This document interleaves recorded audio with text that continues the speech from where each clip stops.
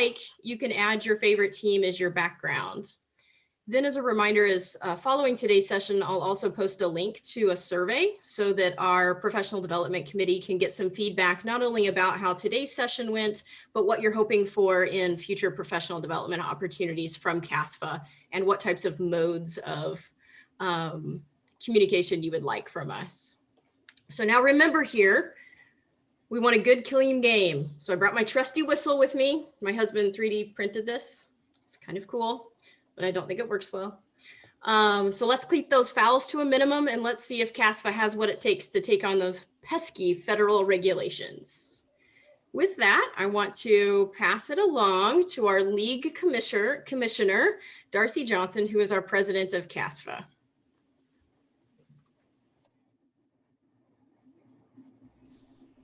Thank you, Ms. Referee.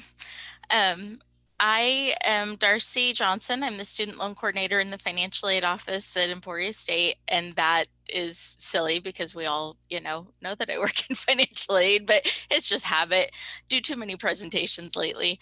And I have been with ESU for 9 years, all in financial aid, most in the loan arena. Prior to that, I managed the off-campus textbook store here and then for a short time in Norman, Oklahoma as well. So I've decided that I just like jobs where students get aggravated with me because I went straight from textbooks to financial aid. So on behalf of CASFA, good day and welcome. 2020 has been a curveball that many wish would take the full count. It would have been easy to throw in the towel, but that's not what CASFA is about. We squared off and gave 2020 our best Sunday punch. Outreach training put some points on the board this year with a completely reimagined high school counselor training that has been out of the park thus far. The board has kept the ball rolling on the current strategic long-range plan to push it over the goal line while also going the distance to create the next 3-year SLRP. CASFA continues to need volunteers to flood the zone and continue the full court press that we're known for. Feel free to notify League Commissioner-elect Diana Van Dyke if you would like to come up off the bench now. Alternatively, you could start considering the team you would like to join in April for the next CASFA year. Past League Commissioner Tony Tanking is currently recruiting teammates to run for this round of officers. Contact him to throw your hat in the ring.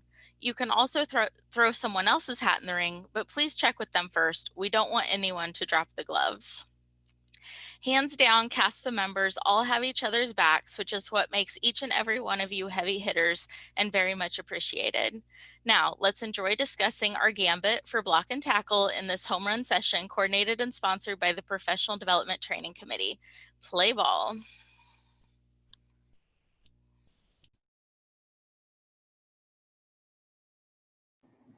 Unmute myself. That's awesome. Yep. All right, so today's game, we have several quarters. Our first quarter, we're going to look at the FAFSA launch and how that went this year, especially given COVID. We have our second quarter where we're going to be talking about engaging staff during COVID. Our third quarter, we'll talk about those wonderful students and how we've interacted with them in light of COVID, all of that fun stuff. And then we'll also talk about in our fourth quarter emergency funding, and hopefully we'll have some great chat that will take us into overtime. So I want to introduce today's starting lineup, and we have Angela Carlin from the University of Kansas, who is a point guard, named first team All-American for aid administrators. We have Tammy Higgins from Pittsburgh State University, who's our power forward and leads the league in FSA handbook blocks. And Vanessa Flips from Fort Hays State University, who's our shooting guard today and has the career 3-point audit percentage at 100%. So with that, we can jump right into our FAFSA launch. So Angela, do you want to talk a little bit about how FAFSA went and FAFSA launch is going at KU and some of the ideas of things that you guys are doing? Sure. My internet is being really weird today. They're doing construction around my neighborhood. So if I drop off, I'll come back. And of course, I computer. It's been a day, just like 2020. FAFSA launch is going pretty well. I think we're trending just like everyone else is. If you look at FAFSA tracker and some of the information that's out there, the state of Kansas for our incoming students is down about 27-28% across the board for high school seniors, and we're seeing that in our recruiting group of students, and our continuing students are trending about where they are usually do this time of year. One of the things we're sad about is we usually do a really robust, Stephanie Covington, which a lot of you know in our office, and her staff really do a phenomenal job about doing table tents and having signs on our campus buses and things like that, and doing some outreach out in one of our public spaces, giving out candy and pop and encouraging students to refile for the coming year. Unfortunately, with COVID, we're working from home, so we're not even on campus to even wave at a student right now. So we're doing a lot of email campaigns. We just launched a FAFSA video that we're going to embed if people are having troubles. So we're really trying to get the word out via email and text for our new students as best we can. Right. Tammy, how about you guys at Pitt State?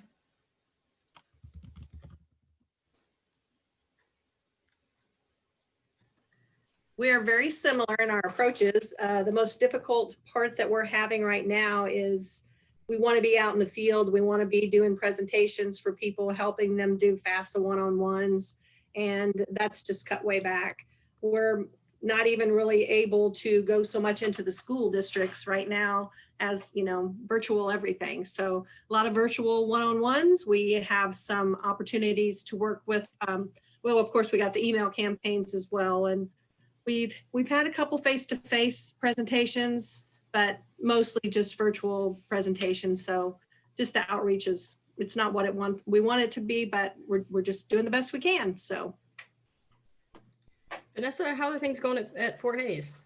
Yeah, it's very similar here too. We actually are on campus, and so that's a little bit of a difference, but we can't have any events. And so we weren't able to do any of our FAFSA completion events that we typically do. We also are doing media blasts and email blasts to our students to ask them to go ahead and do their FAFSA early. We haven't talked about putting a FAFSA completion video on our website, but we did do some VidGrid videos for our high schools for the high school completion nights. So we may be putting that on our website as well. So, Right. Do we have anyone from any of the other schools want to chime in?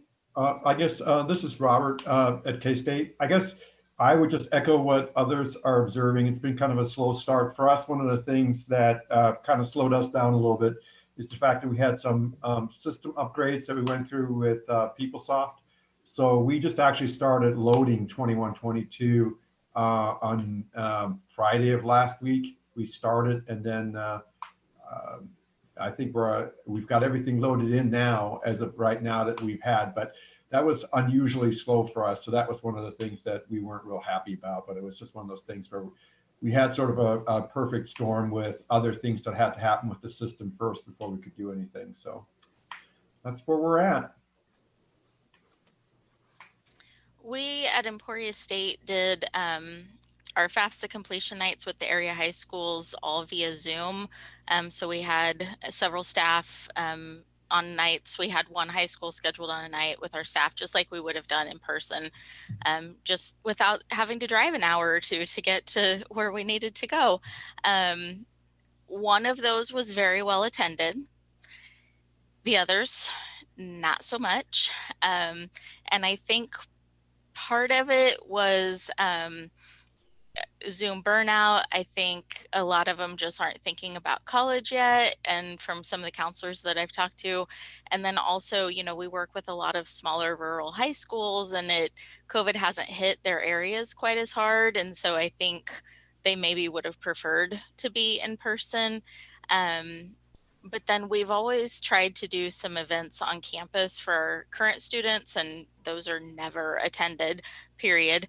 And so with us using bookings for virtual appointments, we added an option for FAFSA completions assistance, and that's actually been really popular with our students. We've had several that have already scheduled and met with us to get help on getting theirs filled out. So that was a positive this year. Yeah, I think at Wichita State, we've kind of used just about every platform, I think, for financial aid nights. We have recorded some stuff on YouTube, and it's out there for with one of our high school counselors. We have given live sessions via Zoom and Teams. We've also helped with FAFSA nights via Zoom and Teams. And we're taking appointments right now. Students can schedule an appointment with us, kind of like Emporia State. And a lot of interest in FAFSA completion support from families, whether that's via a Zoom session or in person, because we are open with limited staff in the office. But I will say that our FAFSA count is significantly down, and I haven't yet done the research to figure out whether I'm down in my current students, which I normally am. Like, they file super late every year. But my gut tells me I'm way down in seniors, in high school seniors. How's everyone else feeling? Like, are you looking at your data and feeling like you're down in counts? We don't actually start pulling our FAFSAs in until next month, and so I'm not really 100% sure. I've asked the staff member who pulls those in for us. Her name is Joanne, and she hasn't actually started to put that out there for me, so I'm not really sure yet.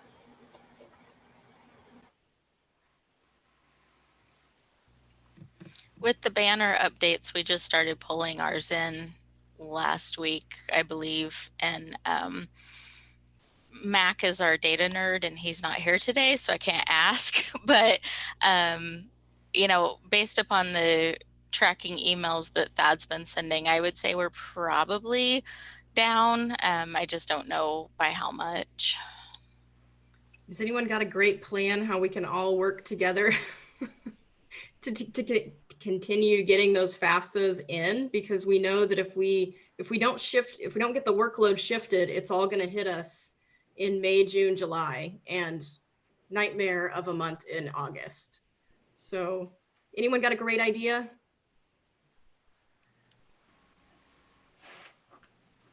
I guess one of the things that we're likely to do, we just haven't done it yet, is once the dust settles a little bit in terms of what we actually have, we're likely to take a look at our students, our currently enrolled students, and probably be a little bit more proactive and reach out to them if they haven't. In other words, for those individuals who have not, graduated this term, we'll reach out to them and we'll basically kind of spur them on to get going on it. Hopefully that also can maybe initiate any kind of conversation in terms of if there's some concerns on the student side, right? I think it makes them feel better when they know somebody's looking out after them and engaging them, so that hopefully will allow them, if they have some concerns, especially with COVID and everything else going on, to reach out and to reach back to us and say, yeah, I'm thinking about it, that sort of thing. So we definitely plan to do that. Tammy.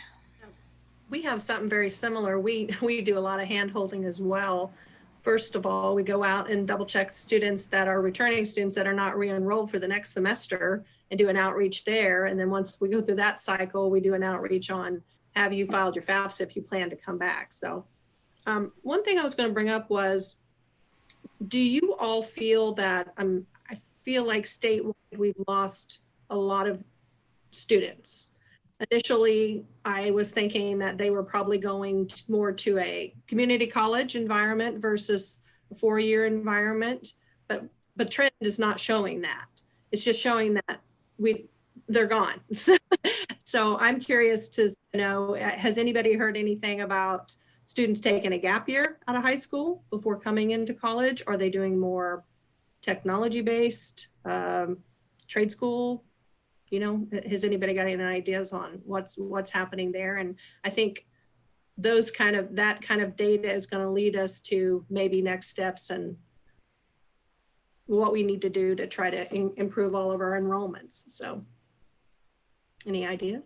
Well, we're waiting right now for our clearinghouse report to come back. So, you know, when we mine that data, we thought the same thing too, that more students would go to the community college. And then when we got the report from Johnson County and other folks that were down from some of our main feeders, I think people really did the gap year thing, just because of the uncertainty with COVID. You know, our retention was good. I mean, our retention was right where it had always been. It was the new students that I think just opted out because of all the uncertainty. So, and we're not seeing a big lift with those students for spring. You know, we thought they would, you know, defer for a semester and calm down a little bit, take a breath, and then that. But it'll be interesting to see if we can recruit those students back next fall and maybe see that. But, you know, I worry that gap year, they're not going to get that messaging about FAFSA. And, you know, if they're not affiliated with any school, because at least they would see a sign or a banner or an email from their school or another school. But I think we're going to have our work cut out for us for those freshman students that took a true gap. Yes, I agree. Our Ruffalo Noel Levitz consultant said that that's actually happening across the country. It isn't just Kansas. Students who would have been graduating and coming into their first college year just took a gap year. They just didn't go anywhere. The numbers just kind of show that they didn't go to community college or tech college. They just didn't go. Julie, to answer the question that you asked, what ideas does everyone have? Monday in the session with the private schools, Tony said that at Benedictine, he got his administration on board to put an enrollment hold on all of their current students who haven't submitted a FAFSA by February 1st. And so they have to either submit it or tell the financial aid office that they have no intention of submitting a FAFSA by February 1st to then be able to get enrolled for the next fall. I think they might have a little more flexibility being a private school. Yeah, I know. Most students use financial aid. Yeah, one of the things that we are doing at Wichita State is I've been running some queries from Courtney for our team who handles our outreach nowadays. And so some of the queries that we've ran is, let me find my population of students who were selected for verification for 2021. So for this school year, who haven't refiled for next year, because we all know they're probably going to get selected again because those feds just love those students so much. And so some other groups that we ran and we're doing outreach to, so either emails or personal phone calls out to these students, are our students who received SEOG last year or for this year and haven't refiled, or are receiving Kansas Comprehensive Grant and haven't refiled. So kind of touching those reaching out to those students because they've got dollars on the line. If they don't get that FAFSA refiled again, they may not meet the priority dates or get in line before that other student gets in line before them. So kind of using some targeted groups like that. But we've done that for several years, so it's really nothing new. There's just more people in the population this year because none of them have filed. Yeah, we do something very similar, Julie, where we go who had filed a FAFSA and who hasn't filed a FAFSA this year. So once we start pulling those in, we'll start to send out those emails as well. And then we also look at students who had filed late last year, and we try to send them emails sooner and more often, telling them, hey, you filed later last year than you should have, and it'd be better to do it sooner. So we do something very similar, but that's not new. Does anyone partner with your particular other offices on campus? Maybe your Office of Diversity and Inclusion, or your returning adult office, if you have one, or a transfer office, or any particular kind of subsets of students, and really kind of target that they've already got a person that's kind of their person on campus, and you use them to try to get those FAFSAs refiled? We do first gen.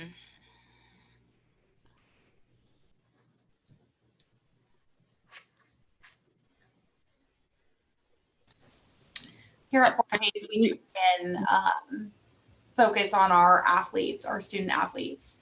I don't know if some of you remember Dixie Ballman, but she works over in the athletic office now. So we work with her and with the coaches over there to try and get them to encourage their athletes to fill out the FAFSA early.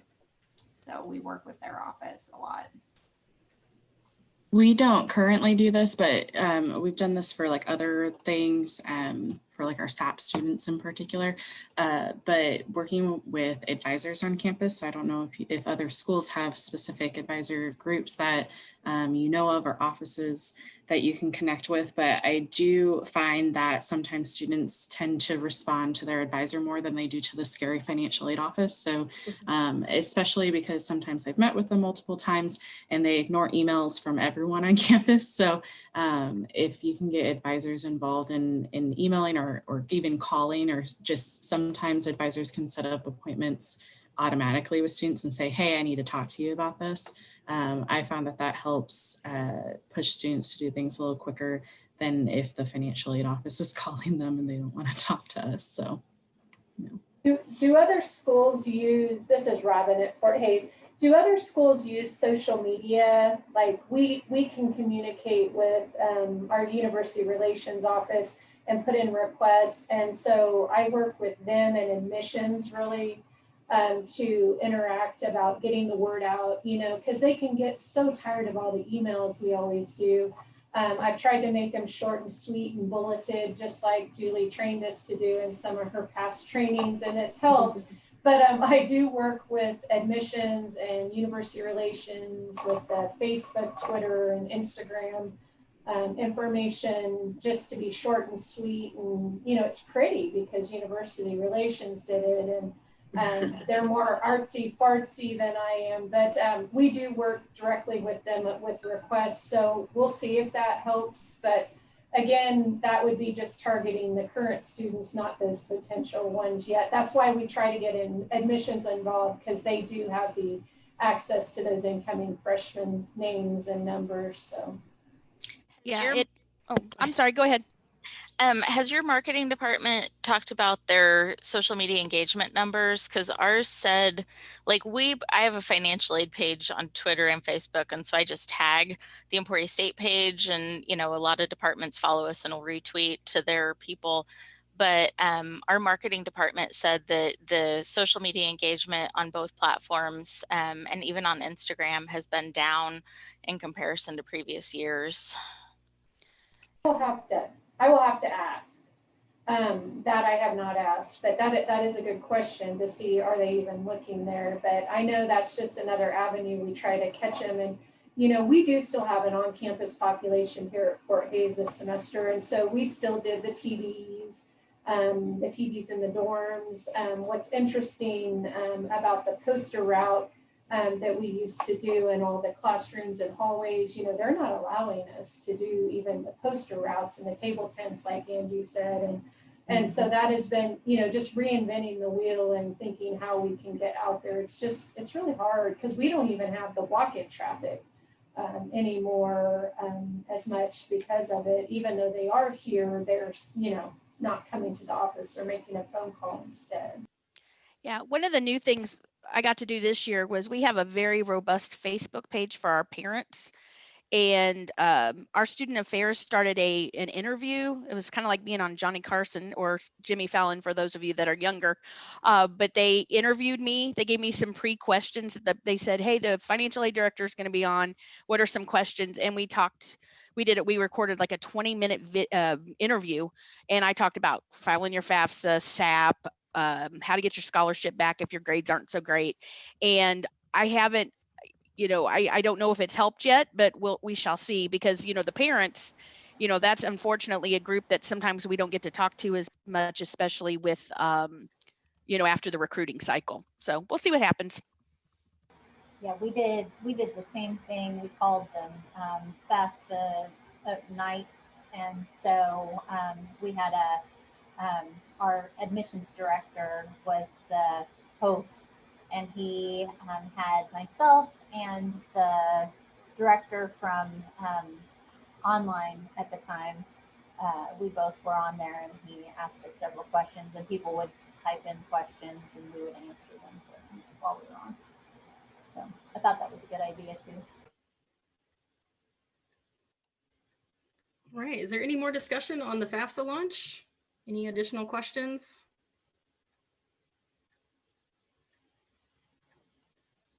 Okay, well, I think we're ready to start our second quarter. And talking about moving toward how do we engage our staff during COVID? We've got a lot of varieties of how each of our offices are currently structured. We have our friends at KU who seem to be 100% remote right now and have been that way for months on end. And then we have several of our offices who are like 100% on site, our friends over at Fort Hays. And then we've got some of us that are in the middle where we have people coming and going on specific shifts or days of the week, with maybe other parts of our staff that are 100% remote and things. So Tammy, I'm going to kick it over to you first. What are things that you're doing as a director to engage your staff differently at Pitt State? Well, we have been back since about the 1st of August or so. But after we got through the first part of disbursement at the end of August, we broke up because we saw our COVID numbers really rising. So we broke into two separate, let's call us Group A and Group B. So Group B not being 100% remote, because that's really not fair, because we wanted people to still be able to be engaged and taking telephone calls. And if we have to send a student to a different building, then that's what we have to do. But so we have Group A and Group B. And right now, after the Thanksgiving break, our whole campus is going to be online. So now I'm feeling, and of course things are slowing down more now. We don't have as much walk-in traffic or telephone calls, things like that. But I still want to keep us separated so that if something happens in the spring, then we're going to be able to function. And that was always the goal, was if the financial aid office goes down, what happens? How do we get disbursements out? How do we do all these things? So engagement is kind of difficult. So over the spring semester, the summer semester, some things that I did was primarily making sure that I'm staying in contact with the staff. I'm reaching out. We have a weekly staff meeting. We have one-on-one conversations. We tried to do some games and, make people do different things. It's really hard to be engaged when people feel like they're very overworked at certain parts of the semester. So I didn't want to lose the virtual touch, though. I mean, I wanted to see their faces. Tried to make a point to say, everybody try to have your cameras on. I mean, I understand some days are better than others as far as, if you're working at home, you want to wear your pajamas, and I don't care. But sometimes we do need to see each other's faces just so that we can try to keep that relationship in the foreground.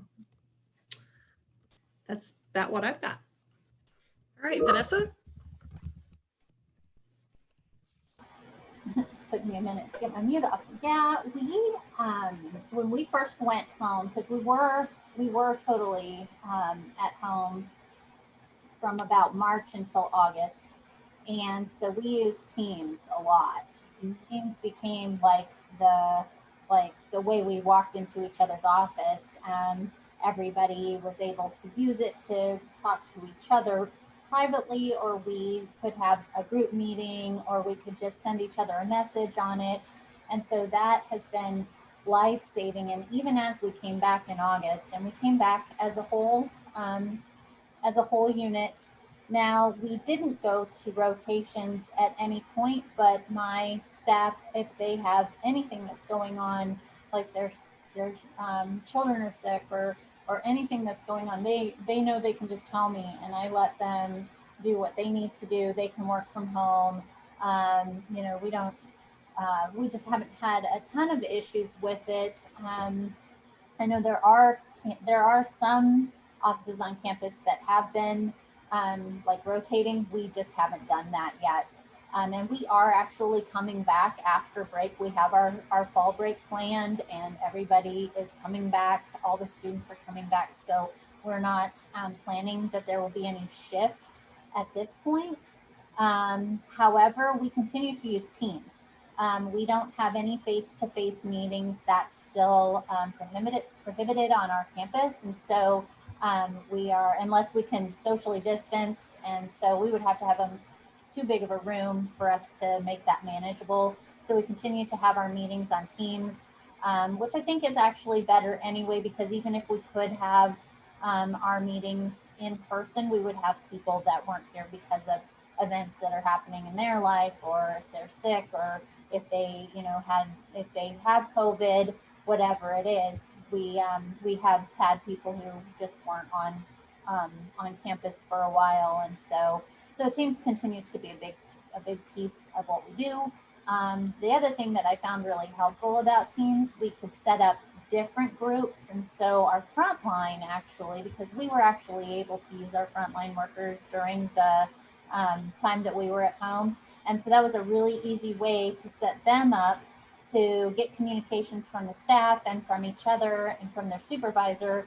And we hadn't ever done that before. And that's been really actually extremely helpful, because a lot of times things that the staff want to be able to tell them, they would have waited before in the past and told the supervisor at our staff meetings. And now they can just let the student workers know immediately, okay, this is happening right now. Please don't send calls to my office or something like that. So. All right, Angela? Well, it's been really interesting to see who's more introverted and more extroverted, because at a leadership meeting, I asked the associate directors, how many of you want to come back? And if you could come back today, would you come back? And it was really interesting to see the people that would, run through fire to get back in their office, and the people that are like, I'm good. I'm good right here. I'm good. And that's for various reasons, safety and preference and things like that. But I don't know how many of you have been in our office, but we have a lot of very open spaces with a lot of cubicles. And so for some of our staff, being at home is so much quieter. I'm sure, they feel more productive. They're not getting interrupted by people not even in financial aid, because EM is all blended at KU. So I think there's a lot of pros that a lot of people are feeling more productive and more in kind of control of their surroundings and safer and better and all that. But then for myself personally, and a few folks that rock the extrovert a lot harder than others, this has been awful. I'm not a fan, because I am one of those people that walk and talk out my problems and issues and walk and talk. So I would walk down the hall to say, hey, what do you think about this? And we would, come up with all these great solutions and things like that. And, when you're sitting on Zoom and you're looking at the same four walls and you've got kids at home and dogs and cats, I've met people's pets. That part's been phenomenal. But I just think that it wears on some folks differently. So I think having that awareness that some people want to have that phone call and that touchstone and that base, but then other people are perfectly fine with me emailing them, and other people are perfectly fine with me texting them, or a combination thereof. And some folks, if they don't hear from me, they're probably just fine too, because if I do call, then it's like, what's wrong? What's going on? So it's trying to figure out, what's best for the individual. And I have a lot of staff on here today that might raise their hand and think, wow, she's doing it all wrong. But, we're doing the best we can in these circumstances. I think that what has been interesting is seeing how smaller groups are meeting, because we meet as an all staff once a month, just because of time constraints, even when we're on campus and things like that. And we're down a lot of staff right now. We're down 5 full-time positions in trying to get some of those back. So we're kind of all of the thought process of don't waste our time with just a quick meeting. We need to make good use of our time. So we're still doing the monthly all staff meeting, giving updates and things like that. But we haven't really done more meetings. It's just in a different format, I think, with that.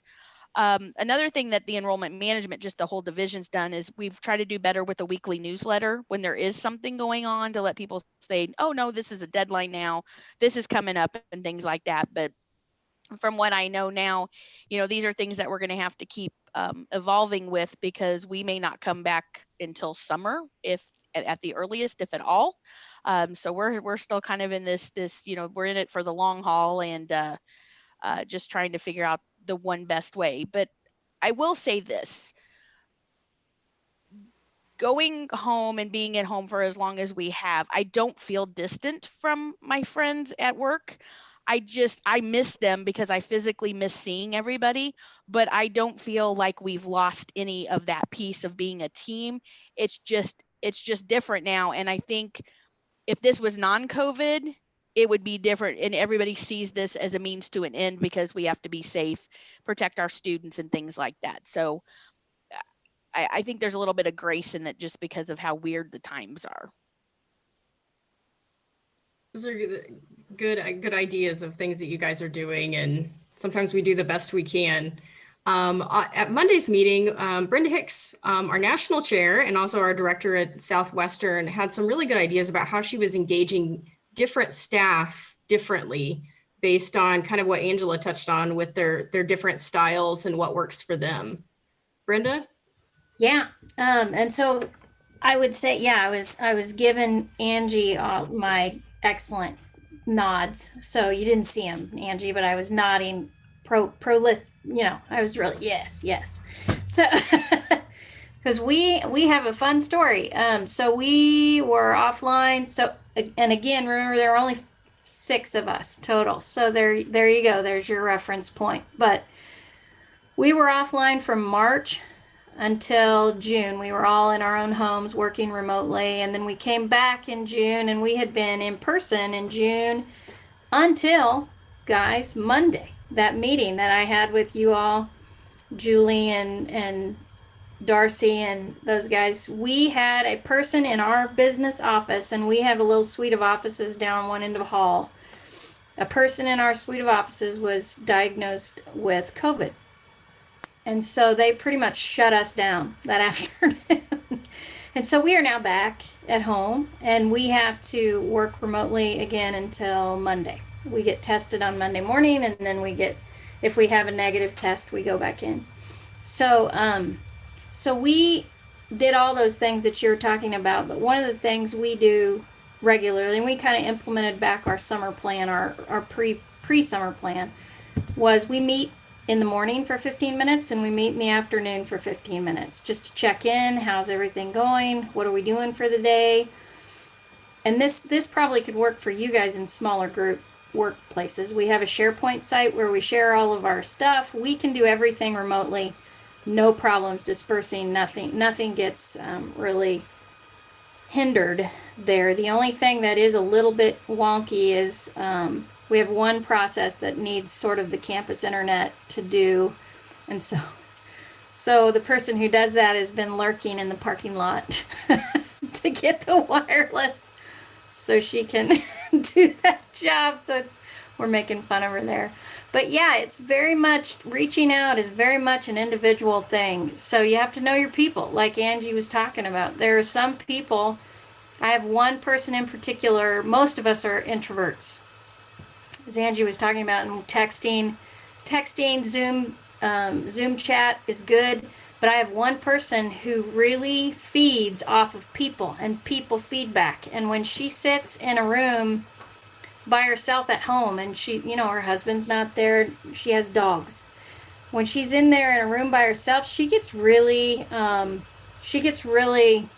anxious, and weird things happen to her mind. So that person in particular, I check in with more frequently. I check in with everybody all day, private chats, things like that. But with her, I reach out via video occasionally. I make up excuses to talk to her, and instead of just chatting about it, we just talk face to face, because she needs that. She feeds off of that, and it's important.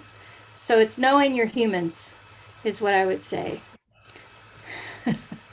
Thanks a lot, Brenda. I think that was really good and useful feedback for all of us. How about some of the other schools? K-State?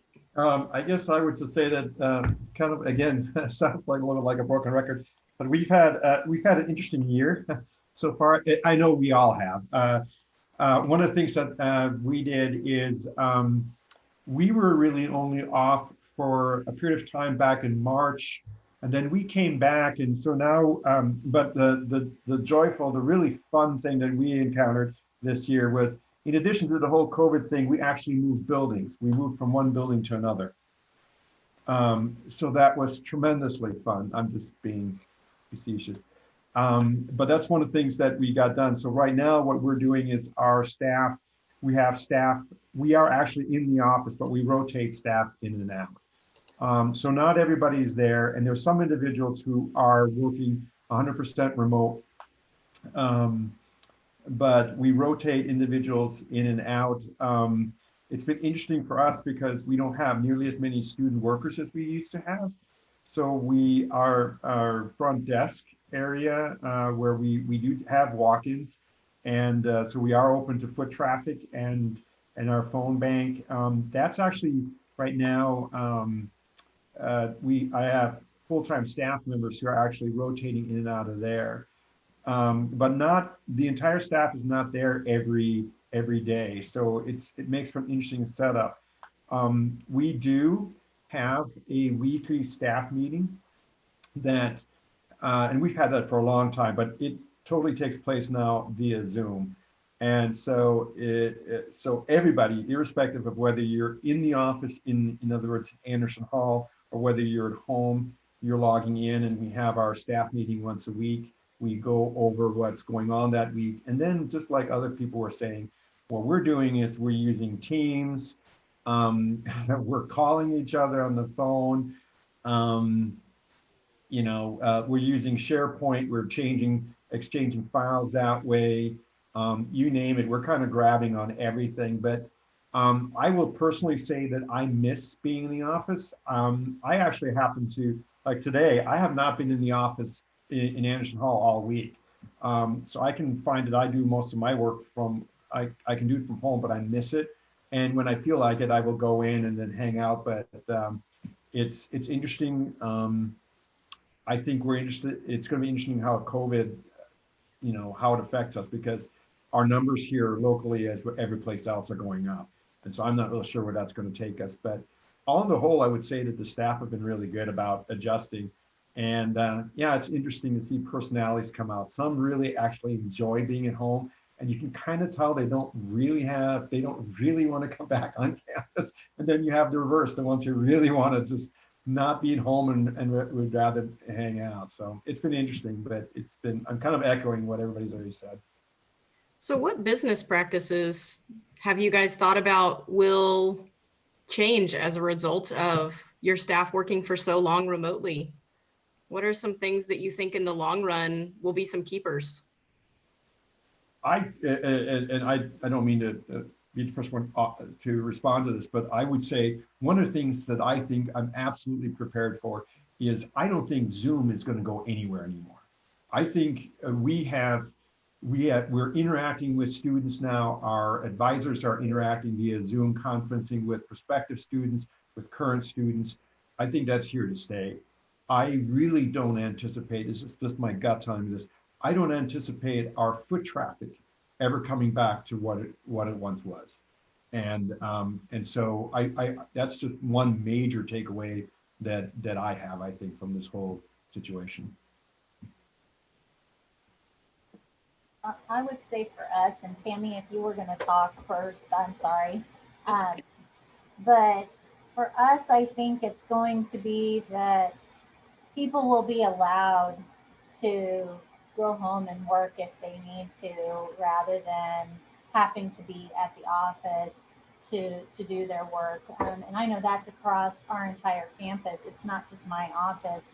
So if things are going on in their life, they can go home and work, and it may not even be about sickness. It may be other things, and they can take a couple of weeks and work from home. And that way they don't have to take that time off, but they don't have to actually be here physically.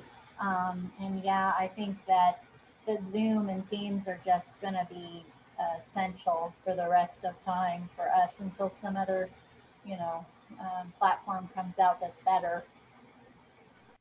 Same way for us, I think. I think initially before we started and we were all sent home, so very quickly in March, that there was one of the directors in a different department made the statement I would be surprised, and not that she doesn't trust her staff, because she 100% does, but she said, I think we will have 75% productivity versus what we're used to in the office at 100%. I do not agree with that at all. I think my people worked 125%. And I know that I did. I found myself not going home until 7 o'clock at night sometimes. So, and I'm used to working late in my office here, but at some point I need to go home and let my dogs out, you know? So this was just so convenient to do it that way. And I think we'll be the same way as you, Vanessa, when people, our administration is not afraid of people working remotely now. I don't think they're afraid that people are going to take advantage of that, because I think people have shown that, yes, they do get the job done. So, and I'm the same way, you know, equity is always my key, is that you can't answer a student's in the office question from home unless you have some kind of laptop set up that you can Zoom or team meet with them. And we could certainly do that. So I don't know. I think this, as well as the realization that we don't need the paper that we've always printed out has become key for us. Such good thoughts and some good chiming in on the chat. So I appreciate all the participants jumping in there. I think we're ready for some halftime. Darcy is our halftime show and has a question for us. All right, so according to some internet research when I was creating my little intro at the very beginning and coming up with all of the different sports idioms that I could shove into one thing, there is a Kansas University who had a head coach in 1928 that was credited with making popular the full court press. What is that Kansas University?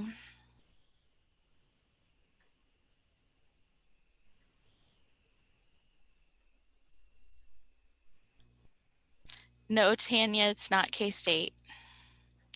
That's a good guess, though.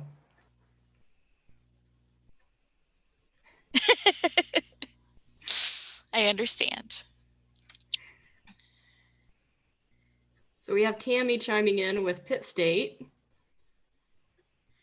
Nope. This university is on their third name.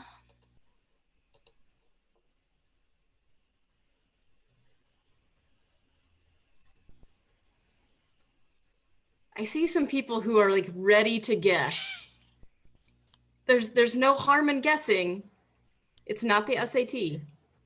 Indian Haskell University is a guess. Darcy, you have some kudos from Robert. Oh, we have Leah. Congratulations, Leah. Leah, bonus points if you know what Wichita State University was called when this person taught or was the coach there. Drop one word out of their current title.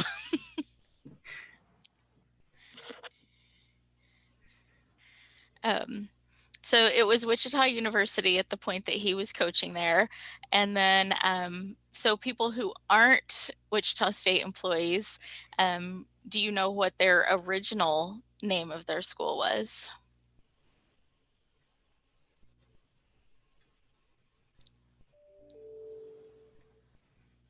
You don't have to type, Tammy. You can talk. Oh, Tammy.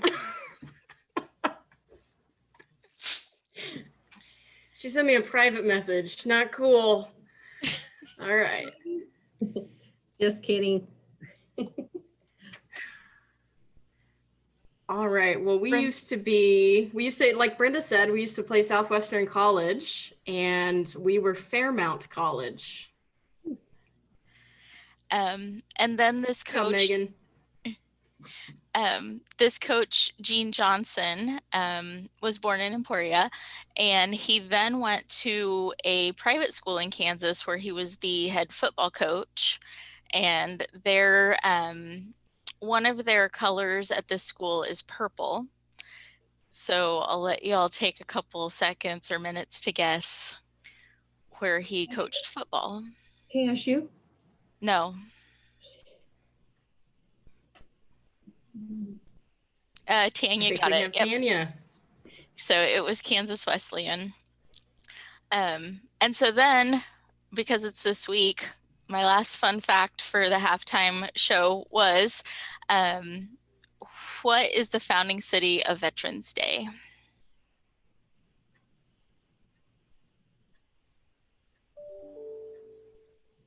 In Kansas, It is in Kansas. Topeka, Nope. Oswego. Nope. Yay, Cheyenne. So it was Emporia. So That was right. All right. Kudos to those of you who knew those answers, especially to Cheyenne. She's my CASFA mentee this year. So I'm super excited that she's on today's call with everyone. So with that, we need to jump into our third quarter and let's talk about some of the different ways that we are reaching out to our students in COVID, how we're serving them differently, how the services to them might have needed to change because the questions we're getting might be different, or maybe they're the same. So with that, why don't we start with Vanessa this time? Hey, well, our whole university got together and we created a CARES team. And so after we went home, everybody took a certain group of students and we broke them up strategically, and they would be reached out to by admissions, they would be reached out to by their advisor, they would be reached out to by financial aid, so everybody had to make a call to the student and just touch base with them, see if they needed anything, see if they needed to do their FAFSA, if they had any questions about doing their FAFSA. And so I thought it was an excellent idea because we didn't only do on-campus students, we also touched our online students, and we have a very robust and online presence. And so that wasn't something we had done before. And so I thought it was really good. And I think that we'll see positive results on our online, enrollment from that. Yeah. Angela? I was gonna say, you guys are rock stars. Well, I don't know about rock stars. I think the fortunate thing is we had a lot of things that we didn't realize we had in place that really lent themselves to COVID. Our phones are internet based, so I can call you from my house and look like I'm still on campus, since they're internet based phones. So we still had all of that infrastructure, which I know a lot of schools may or may not have, or had to, forward and reroute and do some things differently. So when we picked up and went home, it was really interesting to see how many things we had moved and changed and done we have shared drives and we have VPN. So staff were able to, the only thing we couldn't do from home, we realized, is we couldn't print. Because, of course, having a university printer, I mean, I guess you could print on your own, but that's not going to work. But, we have people coming in once or twice a week to print return to Title IV letters, because that's the only thing we still send out. And then folks, coming in to work some big reports that were bulky and kind of yucky to do at their homes, just because, having 2-3 monitors was the best way to go. So from a student standpoint, we really were able to not really miss a beat because we had all those, the phones, the internet, the trouble tickets, our Hawk Help system in place. And then I think, I think Robert said earlier, Zoom's not going away. And I saw in the chat that when Brenda mentioned, to be able to get a parent and student and the servicer and everybody on one call, or the staff and an advisor on a call, that we can get everybody in one place. I don't think that's ever going to go away because it's just so much better to be able to get mom or dad or the adult support person that's helping these young people. So I think that piece of it has been really cool. our student supports, of course, we always have students that sail through and nothing's wrong, but just like everyone else, there's been economic downturn. We've had, we didn't see a huge jump in professional judgments, but we did have people ask a lot more questions. Should I file a FAFSA? I've never done it before. My 529 is not as big as I thought. So I think we had, I would like to look at the data as we finish out to see, did we have more people file that and take out loans than freshmen comparatively across the freshman piece of it? But then I think we also continue to refine process to make things, we're down to the point now where we don't have anything really that students have to print off and sign anymore. So as we continue to kind of refine and do that, I think that's a way that we were able to support students, so we didn't have all these artificial barriers of finding a printer, finding a scanner, coming into the office.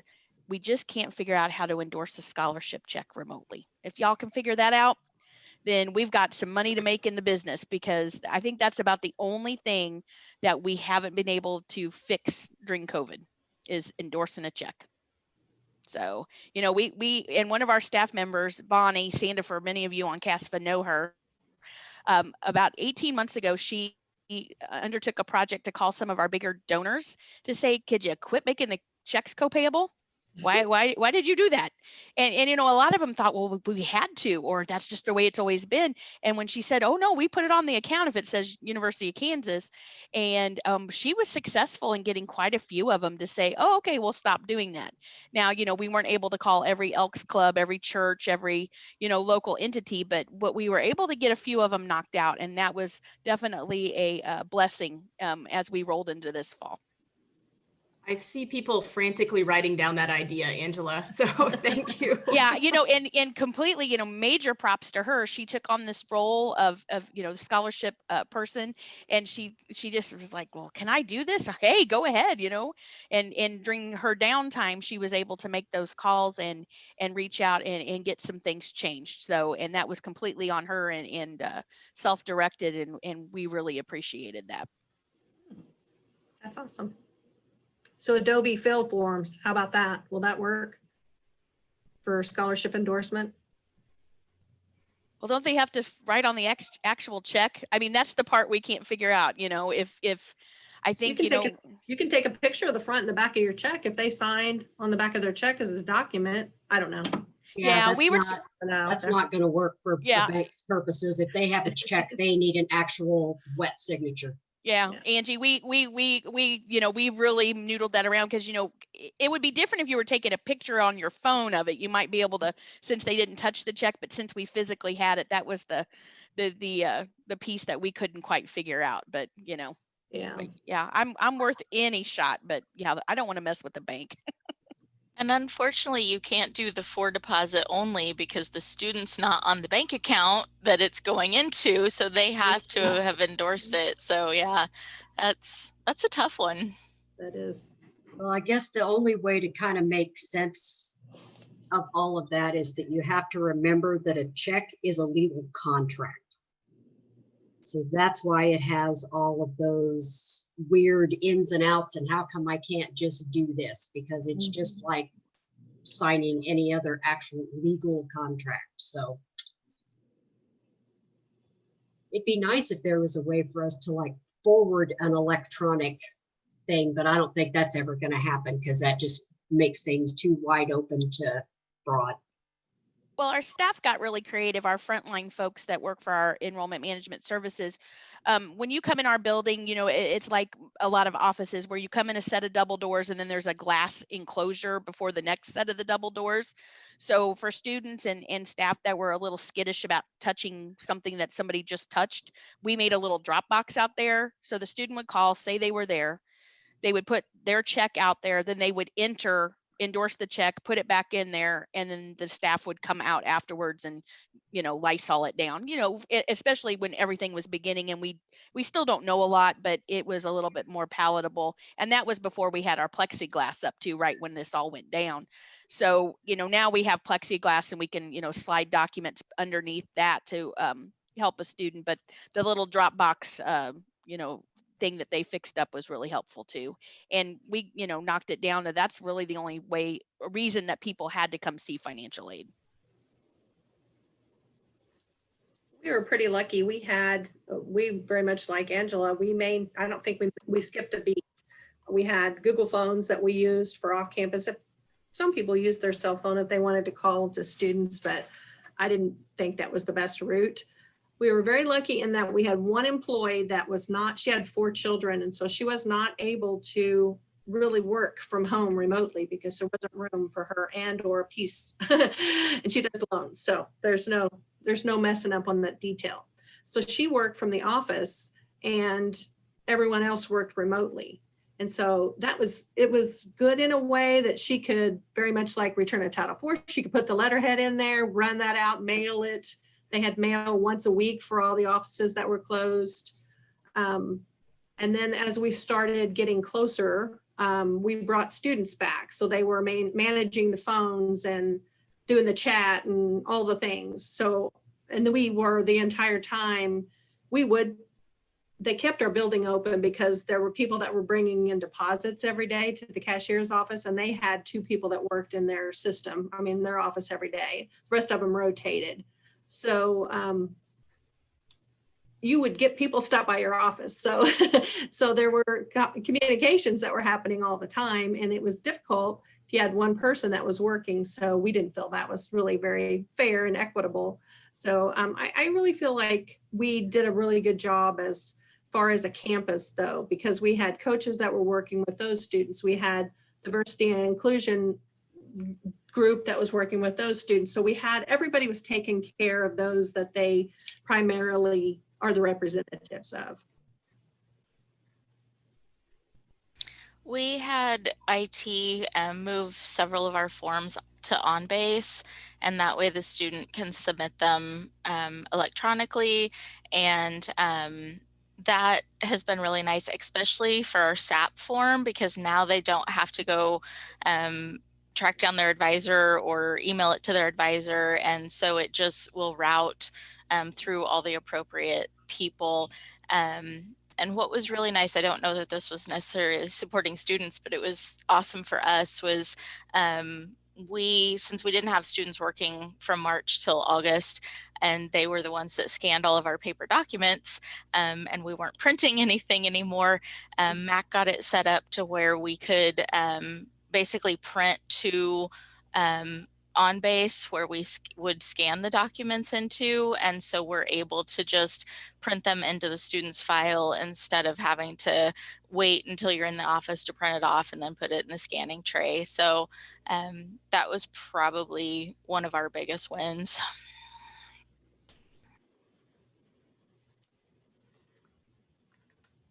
Any other schools with some ideas of what you guys have been doing to engage your students, engage them differently?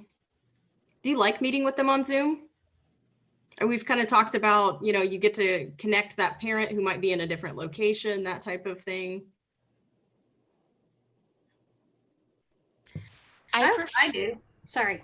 I was just going to say, I love it. I love the meetings I have with families, the meetings I have where little brother walks through the room. It's really fun. I enjoy it. I do enjoy it, especially in comparison to a phone call, because I love, especially for incoming students last spring, I could share screen with them and, show them how to get to their portal online, or, if they were, and for filling out FAFSA, they can share screen with us so we can see exactly what they're looking at. So it's definitely easier than phone calls.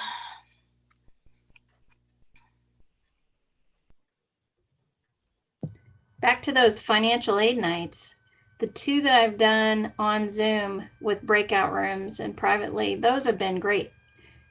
The latest one was earlier this Monday. We had 5 families. We had 4 breakout rooms and the main room, and we got all 5 of them done with the share screen and that kind of thing. And it was great. It was perfect. I think that's a great way to go.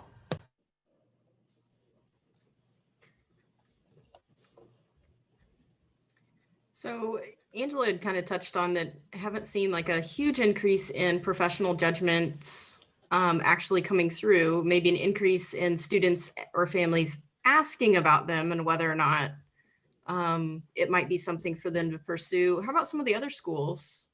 How do your PJ numbers look?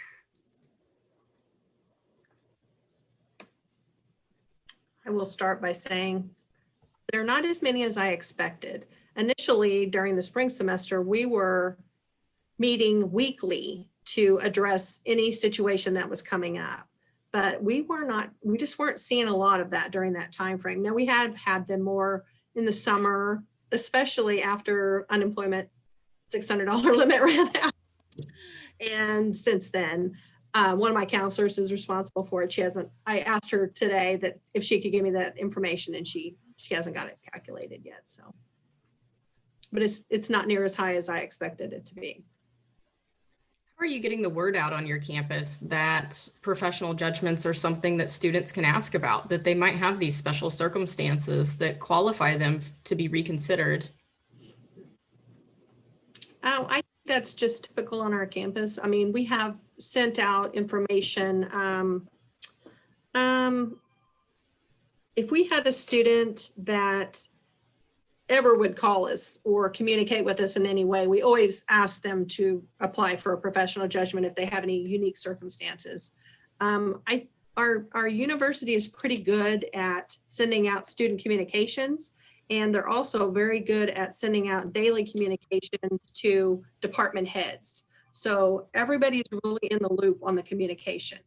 I like the fact that they're doing a lot of student outreach. And of course, everybody has that page that says, don't forget, this is where all your CARES Act stuff is. And if you got anything tied to that, everything's tied to that right now, I think, but it's going away from that to be watching that. So there's, like I said, lots of student communication emails going out.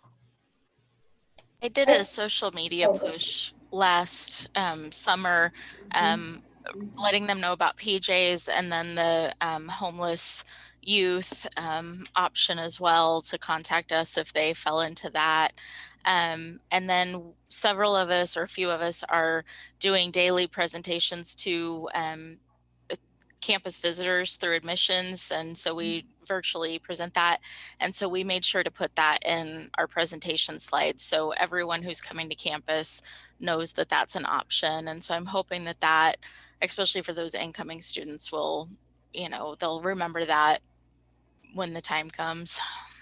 Fort Hays is doing something similar. Darcy, I'll just chime in real quick. We as counselors do the 101 presentations, where you used to go in the classrooms and you talk about everything from deadlines to financial aid to SAP and what to do and what not to do. And so we just include a special circumstances area in that presentation, just so that they know that the information that they put on the FAFSA is not the final say. And, the death of a parent, loss of income, the big ones, that you hear of more often, to contact us directly and let one of us review your file. And of course, we always add in there, it's not a guarantee, of getting Pell Grant, but to check on those circumstances. And here at Fort Hays, I know I didn't pull data before this meeting. I felt like there might be a few more than normal, but not the masses that I anticipated we could have. Maybe we're going to feel it in 21-22 more than we felt it in 2021. Once it really kicks in and everything happens and people have filed their taxes and things like that. But we're ready, we meet regularly, and of course we're trying to do what's best for the students across the board, but we aren't out there, quote, advertising just to everyone, but we do touch the freshman population every year, just to let them know it is out there. And of course, any phone calls or emails that come in, we address them as they come, so. Yes, and I did look at the data. Our numbers actually are very similar to what for 21-22 or 2021 as what they were to 18-19. It looks like in 19-20 we were up just a little bit, but they're very consistent across the board, it looks like. So I don't notice that we've had any kind of a real increase. So yeah, it'll be interesting to see what 21 and 22 look like. but we also give that information out in the financial aid night talk as well for PJ. So. And we have, sorry, Tammy, go ahead. Okay, I was gonna say, I just got the information from my counselor. We've got 24 people that had a COVID specific professional judgment, so not a ton. Before we even started loading ICERs, I've had a few parents already call about 21-22 to discuss that. So I agree, it's going to be significantly more. Private schools, you know, are pretty price sensitive, so we have all kinds of feelers out there. But this is surprising to me to hear because it's literally mine have doubled, and so.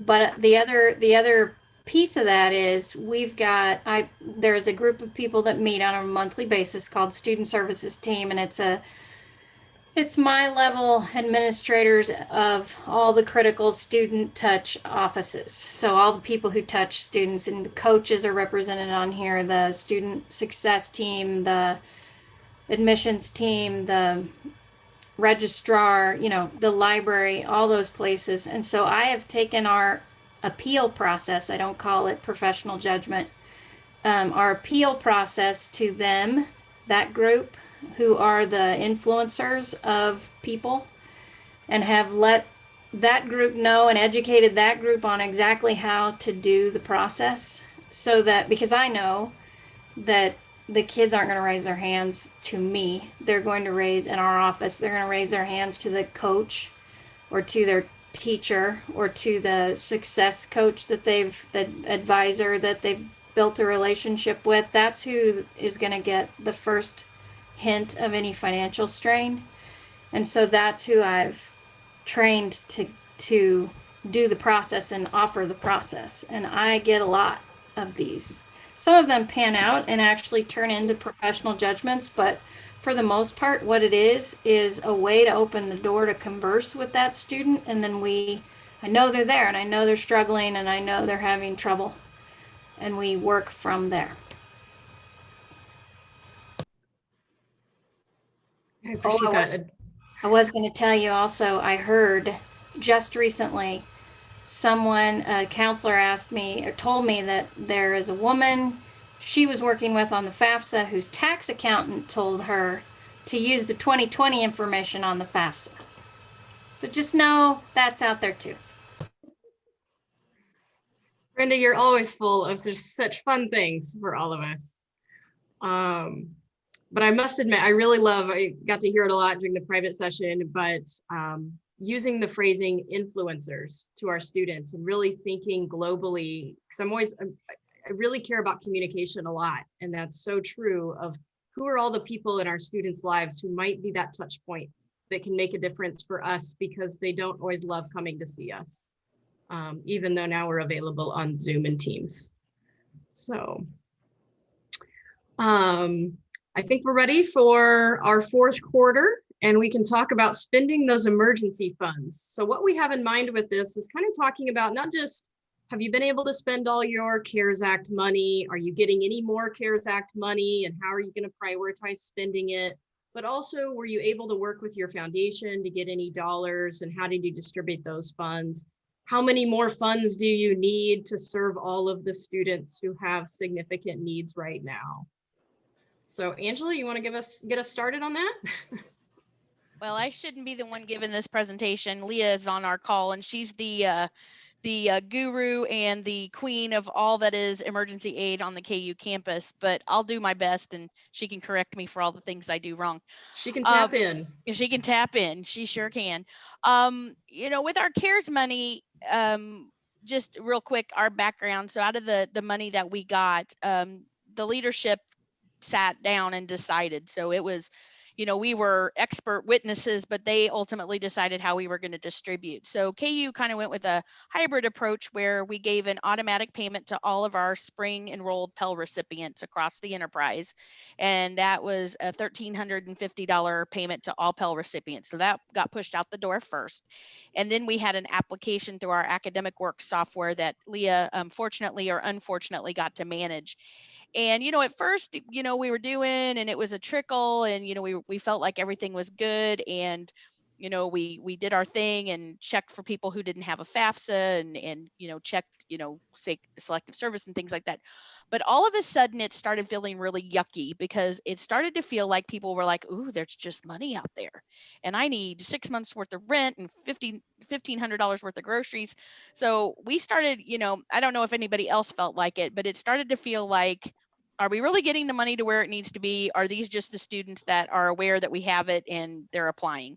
And it's hard to tell because you don't know if somebody's in dire need because of COVID or they just heard that we had money. So the application process, it just felt a little yucky for some parts of it because, these were students that, if you looked at their FAFSA and things like that, you're like, do they really need it? So that was the unsettling part of it. But we were also we had some institutional funding because, so we had so many international students that were put into really bad situations because they couldn't stay, they couldn't go, they had to do this and that.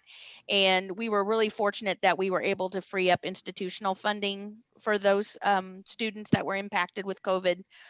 We were also able to utilize the SCOG regulatory relief to give SCOG to some of our grad students because it seemed like our grad population and our international population were impacted gravely in a lot of these situations, especially those students that had families and were now trying to homeschool kids and having internet. And we really focused a lot on helping students with technology because a lot of our students said, I never bought a computer. I just used your labs or I used your internet, your Wi-Fi, your software. And so we really focused on that. So we were able to spend almost all of our student share. The medical center has got their own pool of those funds, and I know that they still have some left. And then since our applications we ran out of money before we got through all the applications. So we were lucky that the administration gave us some of the institutional share to finish that out. But I don't know how you all feel about this, but as we get farther away from last spring, I personally get really nervous from an audit standpoint to how much you can say this is a disruption due to COVID. I still feel technology is still a disruptor because Wi-Fi and technology and having access, especially for our more low income students, we're really still focusing on funding that. But I find it harder to rationalize that somebody needs rent help and other things like that because they knew what they were getting into. Does that make sense? And I sound very cynical right now, but I've heard from other schools in the country that their auditors are making them prove what disruption was and wanting to know what that is. And so I worry as we go farther away from last spring, if we give money for something that it's hard to say it was disrupted, could we prove that in the audit court of law? So I it's just kind of having your eyes wide open to all those possibilities. But it was Title IV, but it wasn't Title IV aid. So it was really hard to suspend that financial aid belief piece. And I know Leah and we've talked about that probably until we probably need some sort of CARES therapy about it, suspending our usual rules and regs and how we operate in giving funds to students. But I think we're in a good place. It's just the emergency funds for non-COVID related things tend to be a problem on our campus because there's such limited funding and always more students that need help than we can do. So I'll leave it with that. Tammy or Vanessa, you want to chime in? And then we'll open it up to our other schools. Sure. We very much did the same thing. I was on the administrative decision team, myself and two higher level administrators and our controller. And we tried to come up with a format. We very much listened to what our colleagues across the state were doing. And so I feel like I think you guys were really making those awards before we were. We were trying to be conscious of doing the right thing and waiting until there was more guidance, and to the point that it's like, we got to get this money out. So we also made the decision to look at our Pell eligible students first. We did $800 full-time awards and $400 part-time awards for students. And then we opened it up to the students that were applying that were not Pell eligible. And then we actually saved some money back for the fall semester because we knew we'd have some students that, even though it was geared toward the spring enrollment, that didn't get their information in by the deadline. So then we worked through those, and then we went back and made additional awards to that entire database people to try to get it up to a higher level. International students, we really didn't work with them. We did have students that we did campus-based funding. There wasn't really institutional money, but we found money in the foundation to help out some students that couldn't leave the country. They were stuck here. We didn't have any additional SEOGs, but our application for our students that we didn't automatically package included all the terms. So we felt like we were covering ourselves when we said, these are the things that I was disrupted because 1, 2, 3, 4, 5. They could check as many or as few as they wanted. One student did not check the box. I went back to him, he checked the box. So I kind of feel like we were covered there. That's it. Yeah, we did the same thing. I was actually asked, our student fiscal services director and myself got together and we formed a committee, and they asked us to submit a proposal on how we should go ahead and distribute the CARES funding. We submitted our proposal, and then they told us what we were going to do, which was what everybody else was going to do. And we went with a hybrid approach. So, so we gave 75% of our CARES funding to the original, because we actually also got the strengthening institutions funding as well. So the original CARES funding, we gave 75% to Pell eligible students, and we split that according to their EFC level. And so we did either $803 or $649, and we gave it to everybody who was Pell eligible. And then with the rest of the money, we had an application process, and we also waited for a long time before we gave any money out, because we kept listening to see what they were going to say, because they just kept changing the rules. Mm-hmm. And so so once we finally got to the point where we created the application, we too also put down exactly what they could check. And we also had like 1 or 2 people that didn't check anything, and we reached out to them. The one that didn't ever get any money because she never checked the box, I don't know what happened to her. So we didn't actually award her anything because we couldn't prove that she had any COVID related disruptions. And so she just, by the time we got to the point where we were down to the wire, we just kind of went, okay, we're gonna give it to all of these students. And because we had that extra strengthening institution funds, because we actually ran out of applications before we ran out of, we ran out of money before we ran out of applications. So we used the strengthening institutions fund money to go ahead and award to the rest of the applicants. And then the rest of that strengthening institutions funding we sent to the institution and let them use it for whatever it is that they needed to reimburse for costs across the institution. So very similar. Any other schools? Otherwise, I'm going to take us into overtime with a quick update from Diane Lindeman, I'm sorry. I was just going to mention quickly about K-State, what we did with the emergency monies. We spent most of it in the spring. We used an application.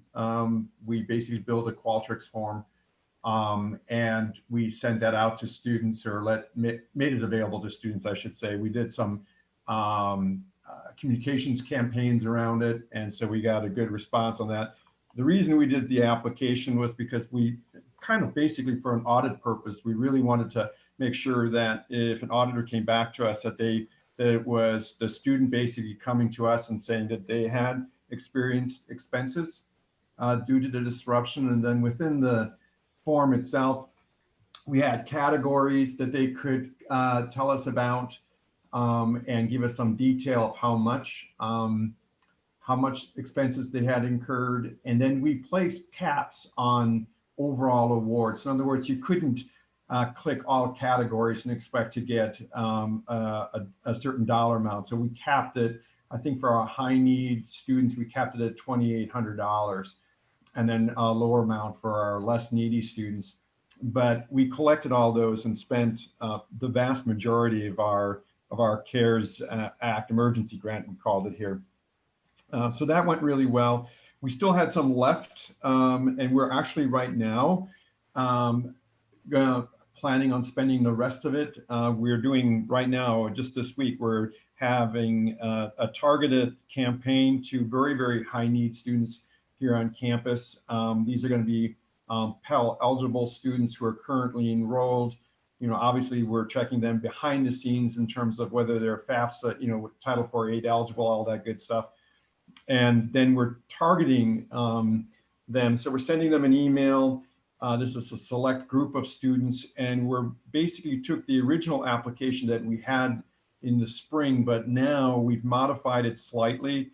And this time it's just going to select students for them to tell us about themselves, and then for us to offer them some, get the rest of the money, the rest of the CARES Act money spent. Otherwise, in terms of financial emergency aid, one of the things that we've done is we created a little bit of a web page for different types of sources of emergency aid. We have now, the university has an emergency referral application. It can be completed by either a student or one or somebody, the student, a staff member from the university. Could be an academic advisor, could be, you know, an instructor. They can also fill out something on behalf of a student and basically inform our office that a student is experiencing some difficulties and has unexpected or unanticipated need.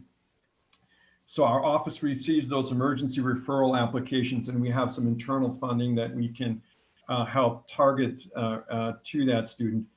The other thing that we're utilizing, and it's on that same little webpage that we built out, is we have a student group that students who basically make awards separate from administratively.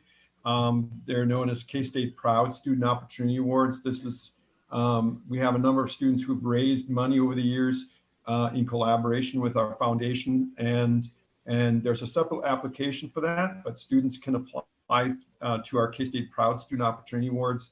And then we have students who serve on a committee that will basically review those applications and make some awards. One of the things I also would be remiss to mention, I guess I think of it in terms of emergency aid, is we also make reference to our food pantry on campus. So we will, you know, also make referrals for our student population that contact us to contact Cats Cupboard. It's a food pantry, and I'm very proud of the fact that even throughout the summer, and the spring, summer, right into the fall, we're continuing to help our student population with the food pantry, and we're doing it in a socially distant manner. They do everything online. They file their orders online, and then it's basically almost like the grocery store where you can go and pick up your food packet or your food resources. So something else I'm pretty proud of that we're doing right now. That's incredible, Robert. I'm really glad that you shared all of that. I actually want a link to your page if you want to pop it in the chat and you don't mind sharing with the rest of us. That would be helpful to several of us. Absolutely. Yeah. I'd say we have something similar at KU. We built it out before COVID hit, which was probably a really lucky thing that we did. But we made a website called help.ku.edu, and it has all of our campus resources that would be related to emergency situations, and then as well as like community resources in the Lawrence area. So we did a lot of research with a team of people on our campus about a year before COVID hit to create that. And so we've continued to add to that as like coronavirus resources have come up, and especially with the state having resources that you can provide to individuals in the state of Kansas. So, you know, I think that that's been really helpful to allow students to kind of explore some of those resources in cases where we might not be able to help them with funding. So Great. Thank you. Well, I want to give a quick chance to Diane Lindeman from the Kansas Board of Regents. Just as sometimes she always has a really good legislative update of just kind of what to expect maybe this coming spring legislatively. Diane? Yeah. So my dogs usually start barking about now whenever I happen, they always know when I'm on a call. So I just heard them a little bit ago. So maybe they've got it out of their system. Since we didn't get to meet last time, I know that some of us did meet with the four-year public group in February, I believe it was it February, early March at Emporia. And I talked about that there were several different student aid programs that were being considered that had bills for the spring.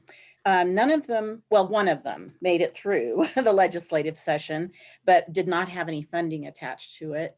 And then that program was stripped out by the governor in June. So it's very likely that it will come back. It was the Promise Act, and this one was really geared toward the community college population to assist with tuition and fee and other kinds of educational expenses. I do look for that one to come back around because the legislator who has an interest in that is a pretty persuasive person who has a lot of influence in the legislation, legislators with the legislators. So I have a feeling that that will come back. Some of you also remember the CAP grant, the Kansas Access Partnership grant that had the matching. That was in our budget and it didn't go anywhere either, but we do kind of expect that to come back around. One thing that's been kind of interesting is that initially last April, the revenue estimating group had said that we would likely be looking at a $1.5 billion shortfall for this next year. And just a few days ago, they actually revised that to 153 million shortfall. So that's quite a bit different than what originally was expected. I think some of it may have had to do with the fact that tax filing was delayed this year. And so perhaps they didn't have what they thought was coming in April that they normally would. But this economic picture still remains pretty uncertain. So it's really hard to say what we might be looking at in this next session. As you know, it seems like there's not a lot of interest in assisting higher ed. So it's kind of hard to know whether we'll have these programs be brought back up again or what kind of focus will be on higher ed funding. I had to send out something to you guys in the summer about the ACT scores. And I know at that time, some of you were still thinking about what you might do differently if you didn't use the ACT score for scholarship purposes. I know some of you are looking at test optional, et cetera. So I guess I'm still kind of curious about that. If you have come up with a plan for how you are going to work with ACT, with your scholarships that may have an ACT requirement, if students are having difficulty taking the ACT. So I'd be interested in any thoughts that you might have. Well, it's funny that you say that because we just had a meeting about it yesterday. So we had gone to super scoring for this year. It wasn't because I hadn't said I thought that was not a great plan for this year, but they decided that they were going to go with super scoring, and so we did that. And our numbers are down, obviously, students that were able to give funding to, because there are only so many students that were able to take the ACT. Kansas, you know, we were able to, a lot of the schools were able to get the early ACT done last year, but we don't really know what Colorado or Nebraska was able to do. And so in our meeting yesterday, it was determined that we're going to propose to our CFO that we go to test optional. Now, Angela, tell me if I'm saying this wrong. So my Angela, not Angela from KU, because she wouldn't know. We also are talking about giving a waiver for a certain amount to Colorado and Nebraska students because they're close enough. And then we also had talked about possibly just going to just the ACT which I don't know how we would go back to that at this point, because there's a very real possibility there's a bunch of students that don't have an ACT score. So I think we're most likely going to end up going test optional and then doing some things for our surrounding states. Have many of you found that you've had students or counselors get in touch to say that their students haven't been able to take the ACT? This is Angela at KU. We did some data mining for this year. So the students that are high school students right now, we had, we looked at our name buys, because we buy the state of Kansas, and with most of the students being able to take the February ACT, they might not be thrilled with the score, but there was one in there. And we looked, there were about 102 people in our pool, in our applicant pool that did not have a score or a test band. So either a score that they gave us or a test band when we bought their names. And those could have been students from private schools within the state of Kansas, somebody who moved in after the ACT, maybe they were sick that day in February when, students here in Kansas City took it, et cetera, et cetera. So I think as we move forward, we have students with test scores in Kansas, and if the ACT is still going to be a preferred means of assessment for Kansas and every junior has to take it, there's going to be scores out there. I think the issue is if the pandemic continues, are they going to be able to give the test? What we're seeing is it's more the students from out of state that were shut out of the ACT, Chicago, Minneapolis, Dallas, some of the hot spots that were around. So what I feel is happening, and this is anecdotal, is Kansas students aren't necessarily happy because they took one test and it wasn't the score that they wanted. And then the out-of-state students, because of the pandemic, were frozen out of tests because there's still areas that they haven't gone back to school. They haven't been able to do much.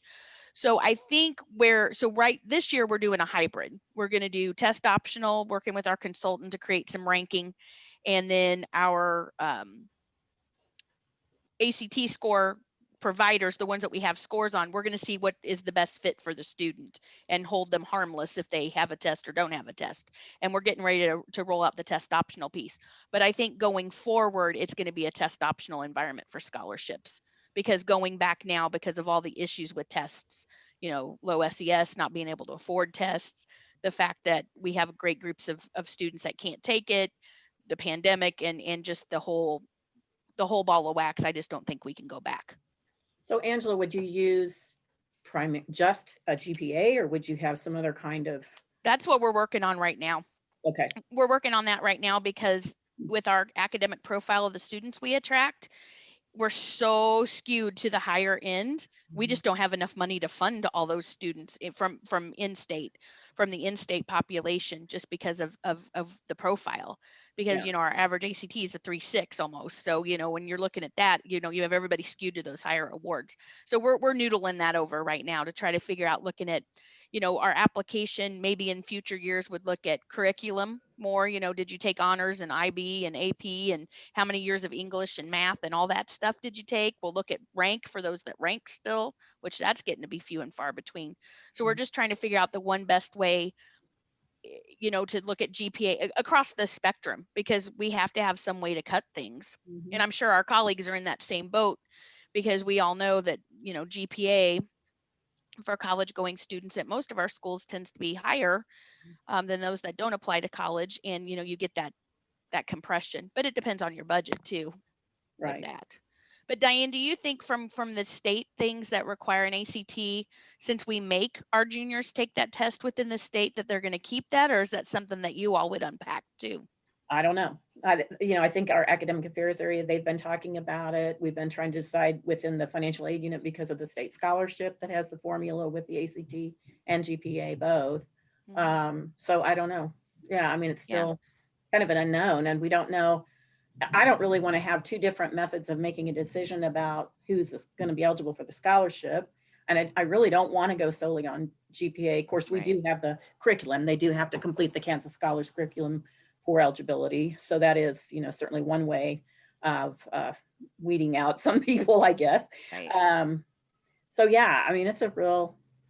It's a pickle for sure, because we've built all this infrastructure over all these years. It's just, being able to stretch your dollars, because the state, the schools, all of us have limited funds for these things. And GPA only, you start ranking them, especially with students bringing weighted GPAs, we're, all of a sudden somebody with a 3.7's out of luck. I mean, that's not going to work. Right. Yeah. Okay. Appreciate the feedback. All right, any additional dialogue or any final questions? Okay, well, I have placed our survey in the chat so you guys can go out and complete that. And I really want to thank you all for coming today. You can see on our final slide that we had no trouble handily defeating the rules and regulations of financial aid today. So thank all of our panelists for getting and kicking off those discussion points for us. Angela, Vanessa, Tammy, really appreciate you, as well as all of you who chimed in. Also want to give a shout out to our professional development coaches, especially our head coach, Robin, who is our chair for professional development and has been guiding us, and Thad, who's not on the call today, as well, because he set up all of our Zoom stuff for us and handled a lot of getting the registration ready on the website. So anytime you see Thad, please always tell him thank you for all that he does for CASVA with that. So if there is nothing else, you are all dismissed, as long as you promise to complete that survey for us so we know what to offer in the springtime for you. Thank you. Thanks, Julie. Did a good job.